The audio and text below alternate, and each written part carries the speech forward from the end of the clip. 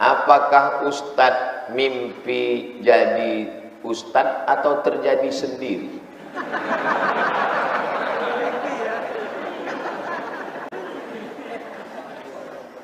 Rumah saya di tengah, di sebelah kiri sekolah Arab, di sebelah kanan sekolah SD. Kami dulu di kampung tidak menyebutnya madrasah ibtidaiyah, sekolah Arab. Bapak dulu nyebut sekolah Arab ya? Nah, sekolah Arab. Jadi dimasukkanlah, omak saya membawa ke SD. Sampai di SD, nama kepala SD itu Bu Ita. Nama suaminya Abdul Karim. Abdul Karim itu abang omak saya. Kak, anakku nih mau sekolah, kata omak saya. Oh, coba pegang telinga kiri gitu. Tak sampai megang telinga kiri. Anak kau ini nanti kalau cepat sekolah dia bodoh. Tapi anak ini mau sekolah terus. Akhirnya masuklah saya ke sekolah Arab. Masuk sekolah Arab, namanya Madrasah Ibtidaiyah An-Najah. Kelas 1, kelas 2, kelas 3. Sampai kelas 3 masalah. Saya bisa tulis Arab Melayu, bisa baca Arab Melayu, tapi tak tahu huruf Latin. Karena di Madrasah Ibtidaiyah itu pakai Arab Melayu. Arab Melayu macam yang tertulis di Pekanbaru, Jalan Sudirman. Dipindahlah ke SD. Karena Pak Cik saya ini somat nih kalau tak bisa tulis Latin nanti mau kerja apa dia, mau makan apa. Ya orang dulu tuh pikirannya makan. Masuklah ke SD, tapi SD-nya pun SD Islam, SD Al-Wasliyah namanya. Sampai tamat SD. Habis itu masuk sekolah sanawiyah, sekolah Arab juga. Habis itu masuk aliyah, aliyah muallimin. Kelas 2-nya muallimin, kelas 1-nya Darul Arafah, kelas 3-nya Nurul Falah Air Molek Indragiri Hulu. Jadi saya hampir tak pernah sekolah umum. Saya memang sudah diset oleh takdir dari awal jadi ustaz. Jadi saya ini bukan mendadak tiba-tiba jadi ustaz aja, enggak. Cucu atuk saya 40 orang. Kata dia, cucuku yang satu nih, yang ini jangan kau kasih makan riba, jangan kau kasih makan harta warisan belum berbagi, nanti utak dia kolam. Maka cucuku yang ini nanti kalau aku hidup, kata atuk saya, ayah emak saya, kalau aku hidup, aku menyekolahkan dia. Tapi kalau aku mati, kebun kelapa yang di situ 2 hektar itu untuk sekolah dia. Meninggal atuk saya itu, kebun kelapa itu pun mati. Dijuallah kebun kelapa sama sawah itu. Situ saya baru tahu bahwa niat baik dibalas Allah. S1 saya gratis beasiswa Al-Azhar, S2 saya gratis beasiswa Maroko, S3 saya di Sudan tidak dapat beasiswa tapi gratis, tak tahu entah siapa yang bayar. Situ baru saya tahu bahwa kalau kita berniat anak cucu kita sekolah agama, Allah akan membalasnya. Banyak orang takut sekarang, takut sekolah anak sekolah agama, takut tak makan. Ini orang yang lambungnya dekat dengan otak udang. Ustadz boleh minta tanda tangan? Letakkan buku sini, nanti saya tanda tangan. Letakkan, nanti saya tanda tangan. Yang bertanya ini pula M. Azam Satria kelas 4 SD. Maju M. Azam. Nanti habis saya jawab dulu baru maju M. Azam. Anak-anak inilah yang akan melanjutkan Islam di Pekanbaru. Kalau setiap saya pengajian ada anak menyerahkan lukisan, ada anak menyerahkan cenderamata, itulah yang nanti beramal di Pekanbaru ini. Abdul Somad mati mengalir pahalanya ke makam Abdul Somad. Apalah yang mau kita cari hidup nih? Hidup ini cuma makan pakai, busuk lapuk mati. Berapa banyak orang kaya di Pekanbaru ini? Berapa banyak pejabat-pejabat Pekanbaru ini? Stroke, stres, mati. Yang mengalir mana? Itulah amal budak-budak kecil. Makanya kalau saya ceramah ada budak kecil minta macam-macam. Mudah-mudahan dia jadi anak soleh. Jelaskan tentang Nur Muhammad, Pak Ustaz. Nur Muhammad termasuk masalah khilafiyah. Satu konsep tasawuf mengatakan Allah menciptakan Nur Muhammad. Lalu dari Nur Muhammad itulah asal muasal dari alam semesta. Tapi di antara ulama akidah pun ikhtilaf tentang masalah itu, tak sepakat. Begitulah ringkasnya.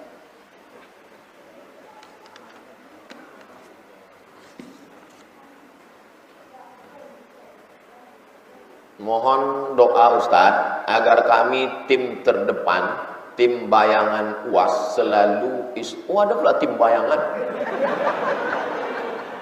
Selalu istiqomah mengikuti kajian Ustadz.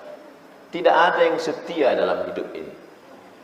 Kalau gelap datang, bayanganmu pun meninggalkan diri. Dapat saya dari grup WhatsApp. Kalau gelap datang, ada bayang-bayang kita? Tidak ada. Kapan bayang-bayang itu ada? Ketika ada matahari. Maka yang perlu kita setia hanya pada amal soleh.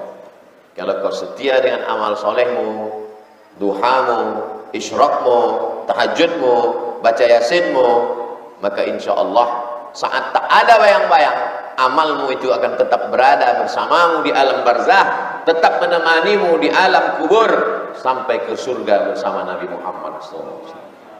Cuman kita ini manusia biasa, karena waktu dengar ceramah di tengah masjid sama orang baik full, udah agak 2-3 hari hilang.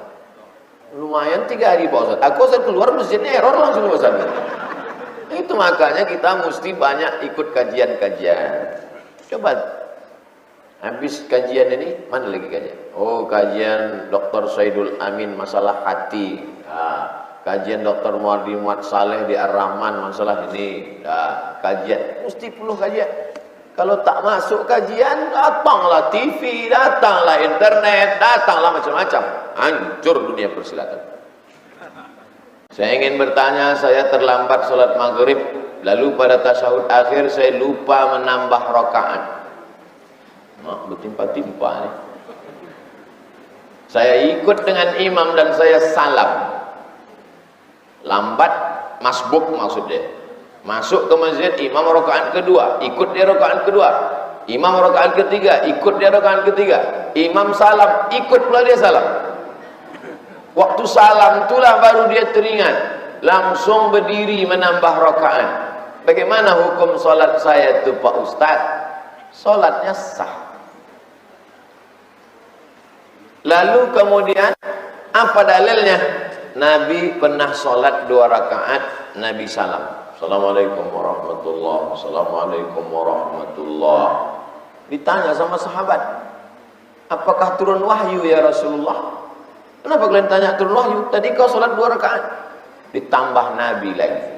Hikmah Nabi dibuat Allah lupa supaya mengajarkan umatnya yang lupa tahu bagaimana cara melanjutkan sholat kalau terjadi. Coba kalau Nabi Muhammad SAW tak pernah lupa. Lupanya Nabi itu pun sebagai syariat bagaimana cara melakukan sholat kalau terlupa. Maka bangkit langsung tambah 1 rakaat tadi, lalu kemudian sebelum dia sujud, apa namanya?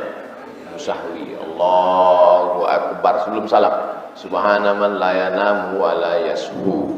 Maha suci Allah yang tak tidur dan tak lupa.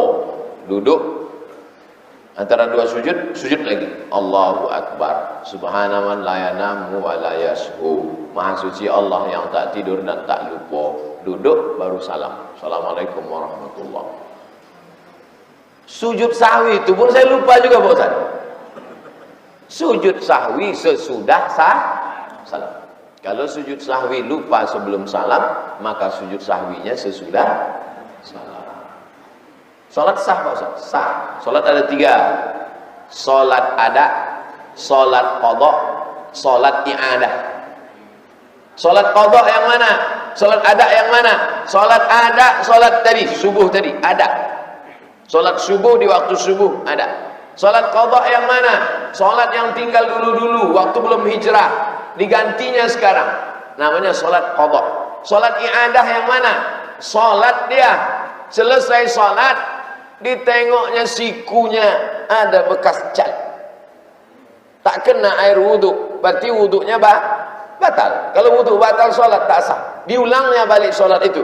Nama salatnya salat i'adah, mengulang salat. Jelas? Saya sudah lama mengikuti kajian Ustadz di YouTube. Ada satu pertanyaan penting yang belum saya dapat. Saya baru lulus dari sarjana teknik sipil. Saya cita-cita membuat perusahaan jasa konstruksi yang amanah. Sebelum itu tentu saya harus belajar di perusahaan lain agar dapat pengalaman dan ilmu prakteknya. Namun perusahaan yang menyogok agar bisa menang tender sudah sangat kental. Jadi saya sudah berusaha mencari lowongan perusahaan yang amanah, tapi sangat sukar didapat. Begitu rupanya dalam dunia konstruksi. Lalu tahu kita sekarang. Pertanyaan, apa hukumnya bekerja di perusahaan yang menyogok? Tapi saya niatkan untuk belajar seluk-beluk administrasi tender yang rumit untuk bekal membuat perusahaan konstruksi sendiri. Apakah uang yang saya makan dari gaji selama bekerja di sana itu berkah? Bagaimana cara jitu? Kau sedang apa? Mencuci. Mencuci itu bagus apa tak bagus? Bagus. Tapi mencuci pakai air kencing bisa? Tak bisa. Mencuci mesti pakai air suci, mensucikan. Innallaha thayyibun, Allah maha suci. La yaqbalu illa thayyiban. Allah tak menerima kecuali yang suci-suci saja. Tapi saya yakin dan percaya, sekarang kan sudah jadi tren hijrah, artis hijrah. Maka di dunia konstruksi pun saya yakin itu sudah ada yang hijrah. Nanti kita cari jamaah konstruksi yang sudah hijrah. Kau konstruksi kan? Iya, sudah hijrah.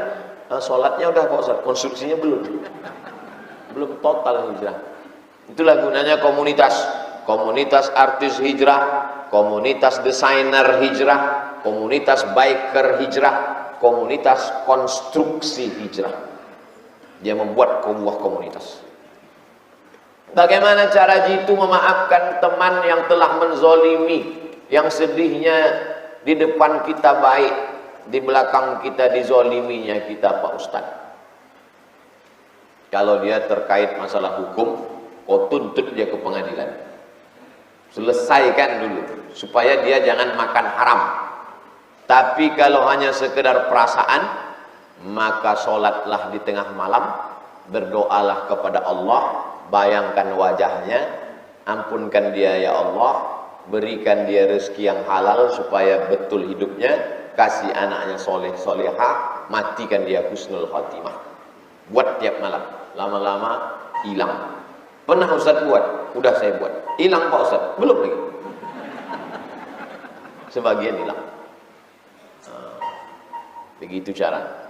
Yang saya ajarkan itu bukan dari saya, dari hadis Nabi sallallahu alaihi wasallam. Kalau kita doakan orang an zahiril ghaib, orangnya tak tahu, maka Allah akan menurunkan malaikat. Malaikat waktu itu mengatakan, amin, kabulkan doa orang ini, walaka mithluh, kau dapat yang sama macam yang kau doakan.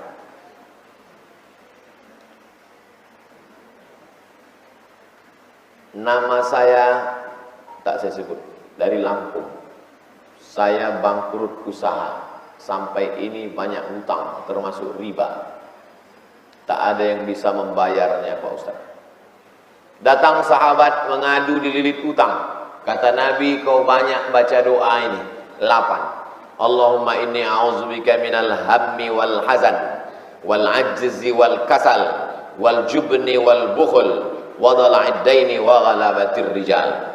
Allahumma inni a'udzubika minal hammi, jauhkan aku dari kesusah hati, wal hazan, kesulitan, wal jubni, pengecut, wal bukhl, pelit, wa dhala'id daini wa ghalabatir rijal. hammi wal hazan, ajzi lemah, wal kasal malas, wal jubni pengecut, wal bukhul pelit, dhala'id dain dililit utang, wa ghalabatir rijal dikuasai orang lain. Apakah Nabi hanya mengajarkan doa saja? Tidak. 8 asnaf zakat salah satunya untuk orang yang dililit hutang. Innamas shadaqatu lil fuqara wal masakin wal amilina 'alaiha wal muallafati qulubuhum wa fir riqab wal gharimin wa fi sabilillah wa ibnis sabil. Sesuai antara jumlah doa dengan usaha, sesuai antara zahir dan batin.